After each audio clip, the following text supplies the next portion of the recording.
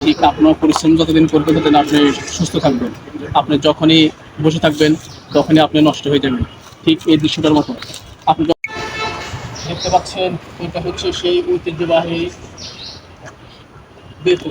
আজকে দেখতে পাচ্ছেন ওটাকে এখন মাটি দিয়ে ফেলছে। দেখতে পাচ্ছেন অনেক ঐতিহ্যবাহী, অনেক আগে পুরোনো, হয়তো 20-30 বছর আগে এটা দেখতে পাচ্ছেন মাটি একবারে শেষ করে ফেলছে। এ হচ্ছে সরকারি সম্পদ আর কি। এরা একবারে শেষ হয়ে যাবে, তারপর কোনো কিছু করার না। এটা হচ্ছে অনেক আগে, প্রায় 20-30 বছর আগের জিনিস। দেখতে পাচ্ছেন এখন মাটি সব শেষ করে দিচ্ছে। নিজে কত কাজ করছে, এখন এটা ব্যাকআপ হয়ে গেছে।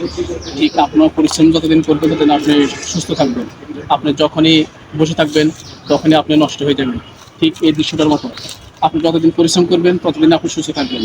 এটা একটা লোহার জিনিস, এটা যতদিন চলছে ততদিন ভালো ছিল, সুস্থ ছিল।